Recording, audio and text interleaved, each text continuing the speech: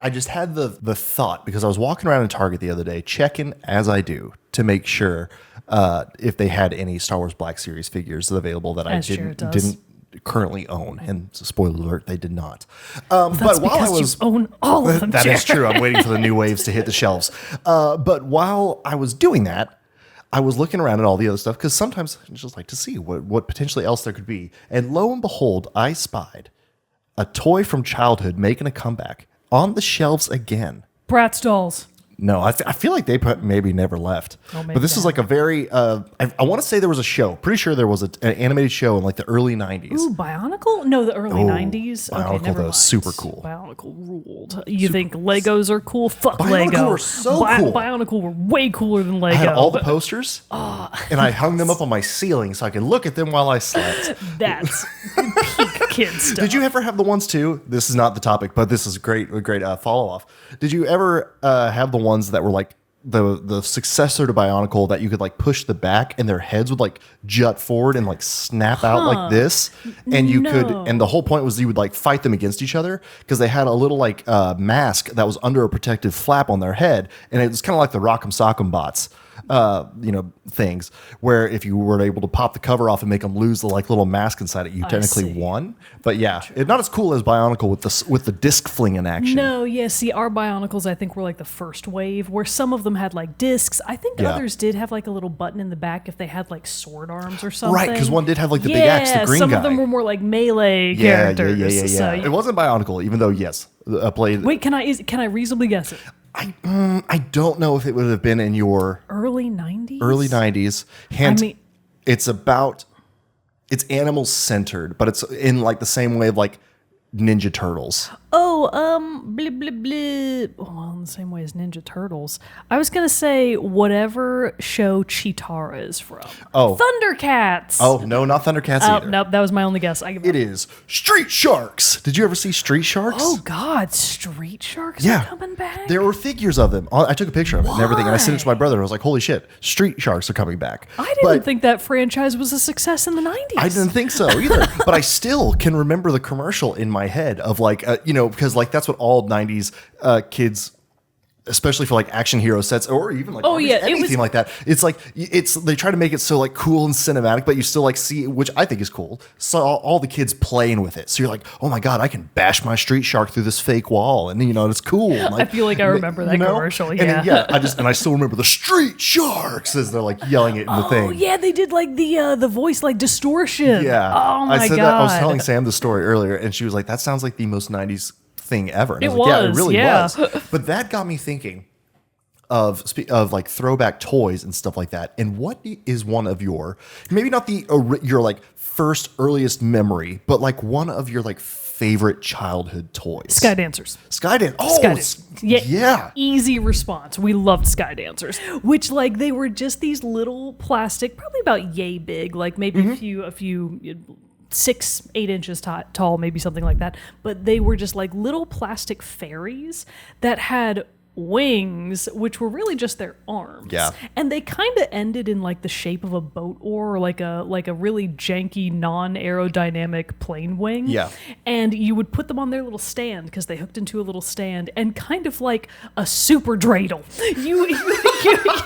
You would like rip the cord out of the stand. Yeah. And of course the interior structure would spin them really hard, and they would shoot off into the So cool. sky. I remember those. Their arms would go out, and they would like slowly flutter back down to earth. Sky Dancers ruled. Definitely one of my favorite toys. Kids these days might have a good reference to Sky Dancers because it's one of those very popular memes that came, or not memes, Vines from way back in the day when Vine was a thing. I loved Vine, and I don't remember that. It's a video of two little girls just opened their Sky Dancers on Christmas morning, and they're trying them out. They let it rip, and that Sky Dancer goes right into the flames. Straight to the fire, yep.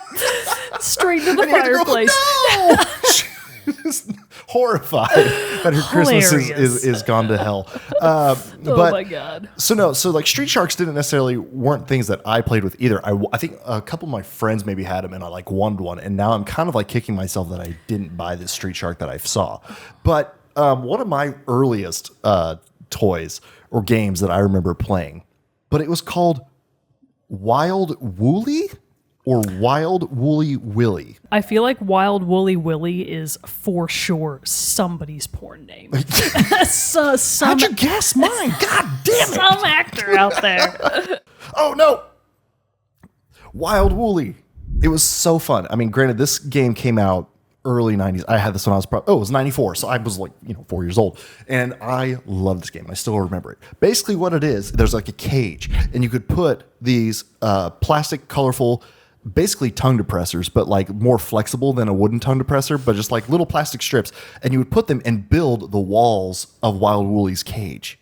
And then you would put Wild Woolly in the middle of it, and he's a gyroscopic ball, and he would like roll around like crazy, and whoever side of the cage he busted out of first lost. I feel like I might have remembered seeing commercials about that, but we definitely didn't have it when I was a kid. I need to know if anybody else did, because literally we had it, and I have known nobody else. And until now that I get the slight backup from you and seeing this thing, it felt like a fever dream of a toy. I mean, all early 90s toys were like that. They really did. But then, and that's kind of what made me think of it with the Street Sharks. I was just like, man, like an old toy. So that would be, that'd be fun to know what if anybody else like has those like childhood favorite toys. Well, and stuff so like I've that. got two that I want to shout out / I have one more too. Nope. No, after yours. I just mean like I have another one. So mine is more like I need community help on finding it. Oh, okay. Because when I was young, I really, really liked the American Girl dolls. Yeah. And I actually read quite a few of the American Girl books because Sure. they were in My sister did too. school library, Mitchell Nielsen Elementary. Shout out to you. So I loved the books, loved the dolls, but we didn't have American Girl doll money. So neither I nor my sister had like a formal American Girl doll. But there was apparently, I guess, like a competitor brand to American Girl, but they were more like girls of the world. So a lot of them were like themed off of a specific country. I don't know what the brand is, but I asked for it and received the Brazil doll. Ooh, how fun. And I was so excited because she had like a beautiful, I guess I want to say like carnival inspired dress. Yeah. Obviously very child friendly. And not the kind you're thinking of. A very chill like carnival inspired dress that was a really like bright, I want to say blue, pink, and purple like tiered dress with a lot of ruffles on it. Mm-hmm. She had a beautiful like I think headband, really long black kinky curly hair. She was a black doll. And notably, the thing that like stood out the most about her in the catalog to me, because this was back when catalogs would come in the mail. Circling everything you want for your Christmas list and putting your initials by it so your grandma would know. And I think I totally circled it and I was like, this one, mother and father, because she came with a black horse. Oh. And I was obsessed with like Black Beauty. You know, every kid goes through a horse phase. We all do. Horse girls, horse boys. They call the horse boys cowboys, which is sexist. We're all just horse girls and horse boys.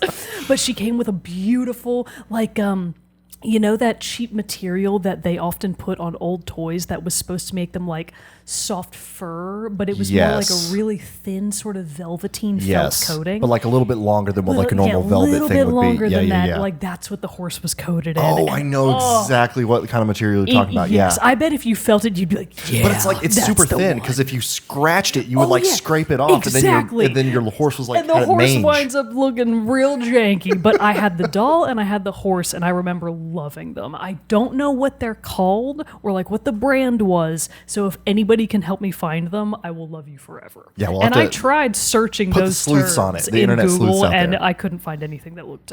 If only my mom had kept the catalog. Mom, do you have that 1995 Sears catalog? I would love to give it a flip. One of the other big childhood toys, I actually just dug it up out of my toy out of storage the other day. Watch it be the Brazil girl doll. That would be crazy. He just goes to the I was just closet. like, He you know brings what? out the I was Brazil. Also a fan of Girls of the World doll collection. But no, it is, as you may have all guessed, it is Star Wars related and everything like that. And it was one that came out after Episode 1.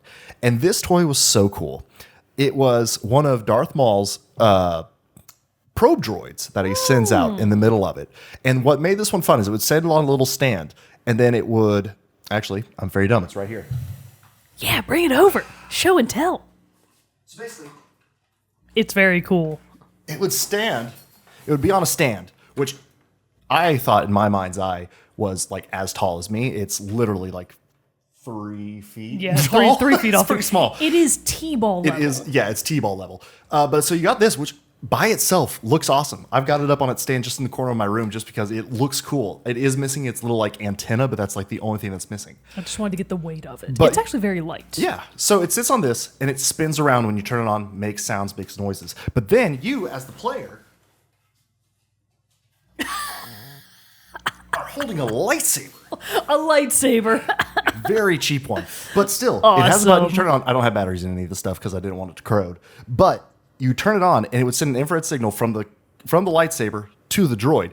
And the droid would lock on, quote unquote, and then shoot a foam Those foam discs. at you. Yeah, the little foam and discs. you would have to block it with your lightsaber. Oh my God, that's there insanely was a cool. green one and a blue one, and that was information relating to where Qui-Gon Jinn and Obi-Wan Kenobi were. So you definitely could not miss those. Ooh, okay. But yeah, this toy, so cool. Remember back when toys were cool? Right?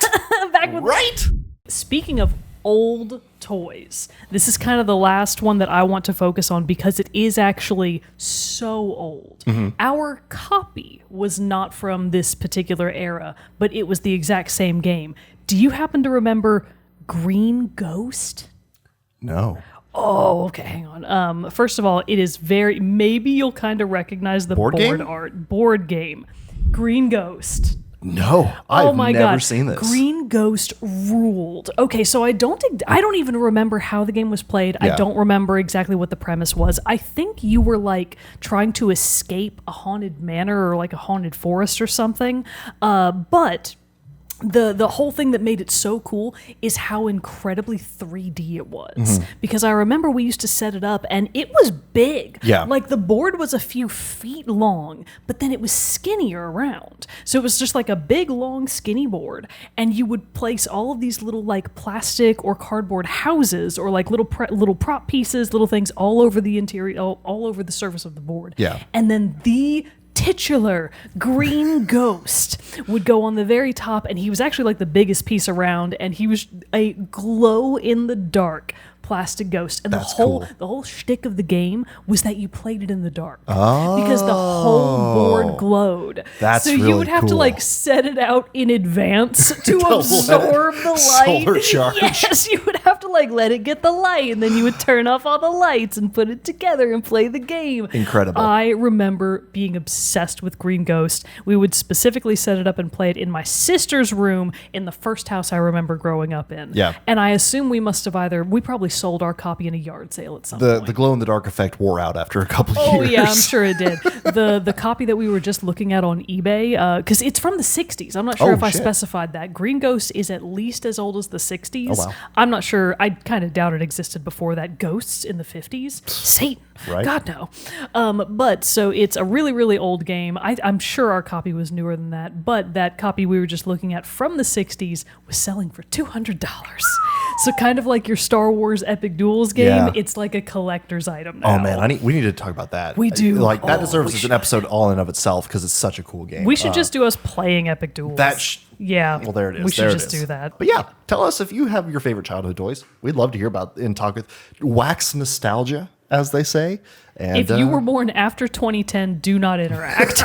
We do not we know want to everything hear that came out after 2010. Not that we have any viewers that young.